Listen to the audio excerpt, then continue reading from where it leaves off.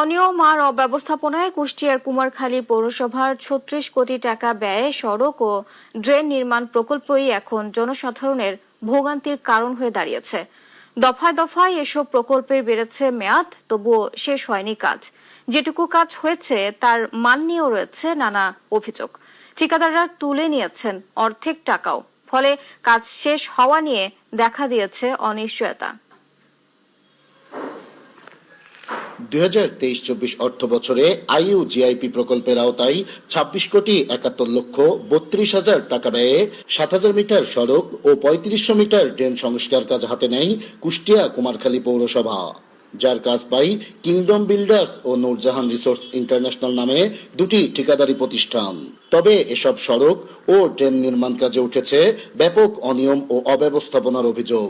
দফায় দফায় মেয়াদ বাড়িয়েও শেষ হয়নি কাজ। তা তো এক বছরে বেশি হচ্ছে, এটা পড়ে আছে একদম সমান সমান হয়ে যায়, পানি যাওয়ার কোনো রাস্তা ওরা রাখে না।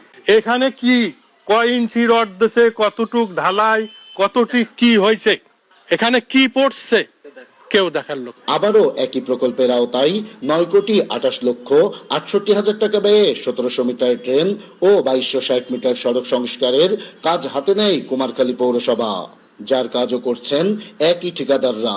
তবে মেয়াদ শেষ হয়ে গেলেও প্রকল্পের অধিকাংশ কাজই এখনো শুরুই করতে পারেনি ঠিকাদারি প্রতিষ্ঠান। পানি ভয়রা রাস্তা ডুবে আমাদের চলাচলের সমস্যা হয়। ধুলোবালি দিয়ে মনে করেন যে বিল্ডিং দিয়ে ঘর বাড়ি সব লাল লাল হয়ে গেছে।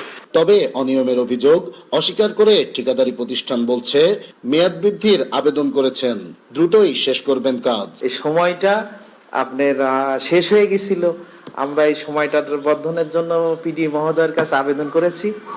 এইটা ওনারা অনুমোদন দেবে, আমাদের বলছে আপনারা কাজ করেন, আমরা এটা অনুমোদন দেব।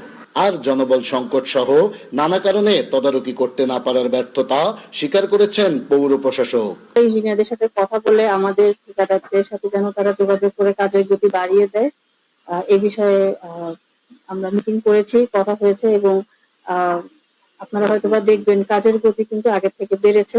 প্রকল্পের কাজ নিবিড় তদারকির মাধ্যমে সঠিকভাবে বাস্তবায়নের দাবি স্থানীয়দের।